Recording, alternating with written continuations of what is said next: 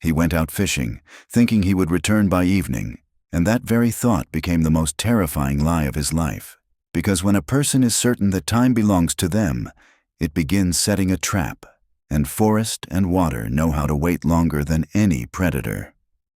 "There will be a bite by sunset," he said aloud, adjusting his tackle. And in that calm voice lived the habit of a man who had never doubted that the world works on a schedule. "At most one night in the boat, and in the morning I will return, as always." The water was silent, smooth, almost indifferent. But it was not the silence of peace, it was the silence of accumulation. And when the fog slowly covered the shore, he did not even tense up, because to him it was familiar, almost cozy, like an old story you listen to without paying attention to the ending. The first night he slept through, not noticing how the wind disappeared and how the stars became foreign, and he woke with a strange sense of emptiness, as if something important had already happened without him. But the mind quickly found an explanation, because it is easier for a person to believe in fatigue than in the impossible. "I waited out the fog," he told himself, pushing off with the oar. "Now I will dock, make coffee, and everything will fall back into place." There was no shore, and it did not look threatening at once, because instead of panic came surprise, pure and cold like the water beneath the boat, and he turned in circles, trying to recognize reeds, trees, the curve of the line, but every direction looked right, and at the same time wrong. "Strange," he muttered. "I know this place better than my own home." A day passed without events, then another, and time began to behave differently, as if someone had broken its counter, because the sun rose and set without a sense of duration, and hunger came not as pain, but as a calm demand, and he caught fish as if he had always done so, not noticing that he was no longer counting days. "The main thing is not to rush," he said aloud, sitting by the fire on the shore, which appeared suddenly, as if it had always been here. "Tomorrow I will definitely find a way out. Water cannot be endless." He did not know that a year had already passed, then a second, that his home had long been declared empty, that the world moved on without him, because for him nothing changed abruptly. There was no moment of catastrophe, only the slow erasure of the sense of when. One evening, looking at his reflection in the water, he suddenly noticed something foreign in it. Not age and not fatigue, but a deep absence of haste that exists only in those who have long stopped waiting. And in that moment, for the first time, a question appeared that made him feel cold inside. "How long have I been here?" he whispered, and the water did not answer, because the most frightening traps do not close with a click.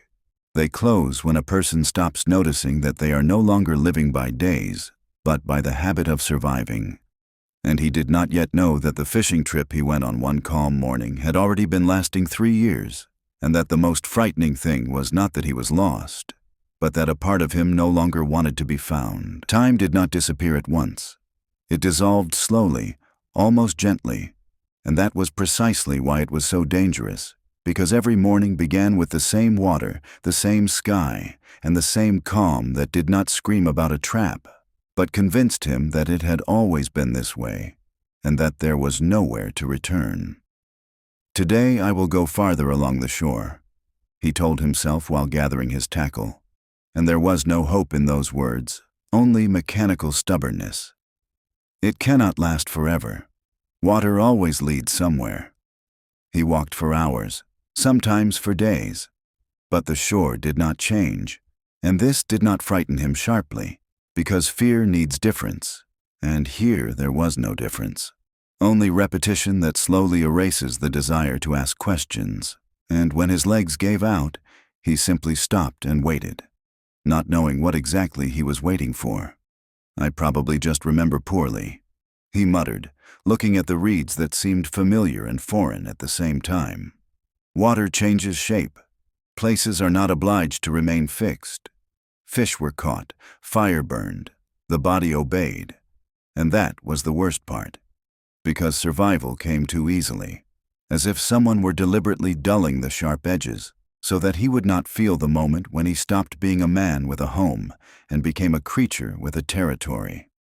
One day he found an old hook on the shore, rusty, choujé, clearly not his, and his heart slammed against his chest with sudden clarity, because it meant that someone else had been here, or that he himself had been here long ago, and that thought frightened him more than solitude. "No," he said aloud, clenching the metal. "I would remember. I could not have lived here before. I only just arrived." The echo of his words sounded hollow, because forest and water neither confirm nor deny. They simply allow a human to live with their own explanations, and with each passing day those explanations became simpler, shorter, more convenient.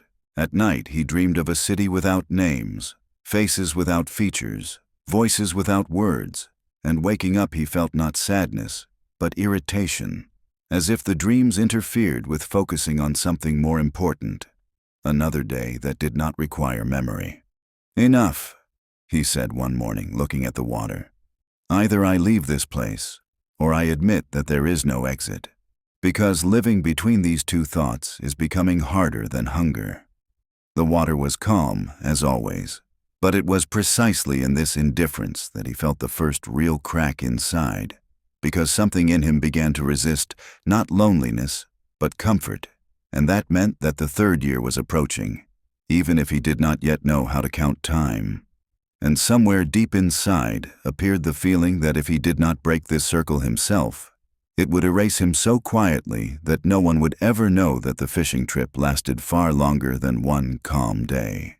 The third year began not with realization, but with a mistake so small that before he would not have paid attention to it.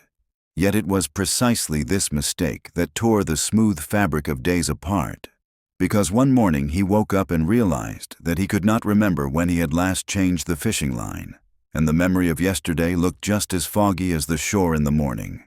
"This is normal," he told himself, trying to calm down. "When you live the same way, days merge together, but that does not mean they disappear."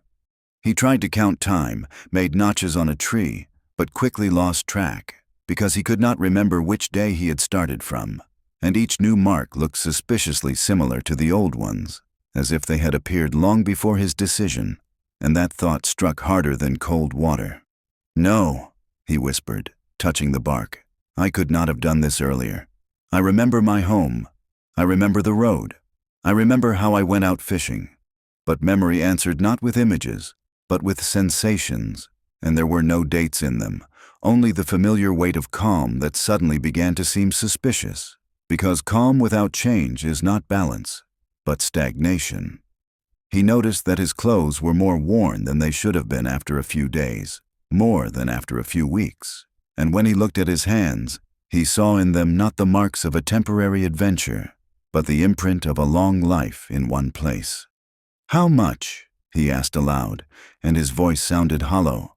"How long have you been here, if the body knows more than the head?" He tried to walk along the shore without stopping, walked until his legs stopped obeying, until the sun made a full circle, and when the shore led him back to a familiar place again, for the first time he was not surprised, but angry, because he realized that this was not a path, but a cage without bars.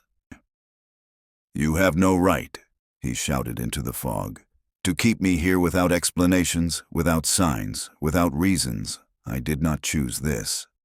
The water was silent, and in that silence, he suddenly understood that no one had promised him a choice, that the trap had not sprung when he got lost, but when he stopped asking questions, because survival without purpose gradually replaces the very concept of time. That night he dreamed that he returned home, but the house did not open its doors, and waking up he felt not relief, but cold clarity, because fear had finally called itself by its real name. "I have been here a long time," he said to himself, sitting by the fire. "So long that part of me already considers this normal, and if I do not escape now, I will never want to escape again." For the first time in all this time, he gathered his things not for fishing and not for sleeping, but for leaving, not knowing where, but knowing why. Because the third year ended not when it passed, but when he realized that he was losing not the path, but himself. He moved forward, not because he knew the direction, but because staying had become more frightening than getting completely lost, and every step along the shore felt like a betrayal of the habit that had kept him alive for 3 years, but had slowly erased the reason to keep living. "If I die," he told himself, walking through the fog that did not disperse even during the day, "then at least it will be the end of the road, not a continuation of the circle that had already begun to feel normal." The shore changed almost imperceptibly. The reeds grew thinner, the trees lower, but it was precisely these small changes that frightened him more than sudden ones, because they promised an exit without guaranteeing it, and each such promise hurt more than despair. One day he came across the remains of a boat, his boat, broken, half sunk, covered in moss as if it had been lying there for years, and his heart tightened with pain, because this was not just confirmation of time, but proof that he had already tried to leave and failed.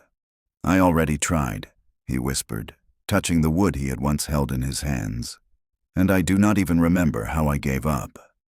Memories began to return in fragments, not as scenes, but as sensations.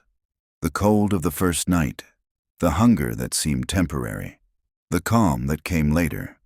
And he realized that the most frightening thing was not that he had not known about the years, but that a part of him had agreed not to count them. "You chose convenient forgetting," he said to himself bitterly, because memory would have demanded a decision, and a decision would have demanded responsibility. His strength faded faster than he expected, because a body accustomed to limited space resisted the long journey, and with every step he fought not nature, but himself, the voice that whispered that he could return to the fire, to the fish, to days without questions. "No," he answered that voice aloud. "I have already paid too high a price for calm to buy it again with fear."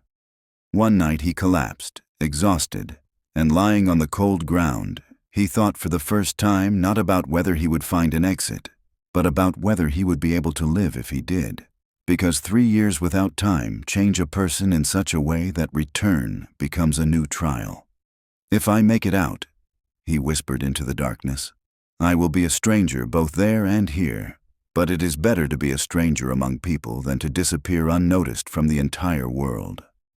Morning brought weak light and distant, almost inaudible sounds, not of water and not of wind, and in that difference he felt a blow of hope, so sharp that it hurt more than fatigue, because now retreat would mean not survival, but a conscious choice to vanish. He stepped out onto the road so suddenly that at first he did not believe his own eyes, because after 3 years in which space had been a closed circle, any straight line seemed like deception, and he stood there, not daring to step onto the asphalt, as if it might disappear the moment he acknowledged it as real. "This cannot be the end," he said aloud, and his voice was hoarse not from cold, but from fear. An ending does not come so quietly, without an explosion, without a sign, without an explanation. A car did not stop right away, and those minutes of waiting were heavier than all the years in the fog, because now he feared not death, but the return of time, which would crash down on him with its full weight, forcing him to feel every day he had not lived consciously. "Do you know where you were?" the driver asked, looking at him with suspicion, and in that simple question there was a power capable of breaking him. He wanted to answer fishing, but the words stuck in his throat, because that answer no longer made sense. It was far too small for 3 years that had vanished without witnesses. "I left home in the morning," he finally said, "and it seems I am late by a few years." The world returned abruptly, with smells, sounds, faces that did not know his silence, and every step into civilization felt like an intrusion, because now he was living in time that did not ask whether he was ready to start counting days again. When he saw his name on old missing person lists, something inside him finally snapped, not from pain, but from clarity, because now he knew that the man who had gone fishing had died there, by the water, quietly, without tragedy. "I came back," he said to his reflection in the window, "but I am not the one they were waiting for." And that was the truth of the ending. Because the real horror of this story is not that he lost 3 years, but that a part of him wanted to stay where time is silent and life asks no questions. And now he will have to choose every day whether to keep living or to quietly disappear again among familiar days.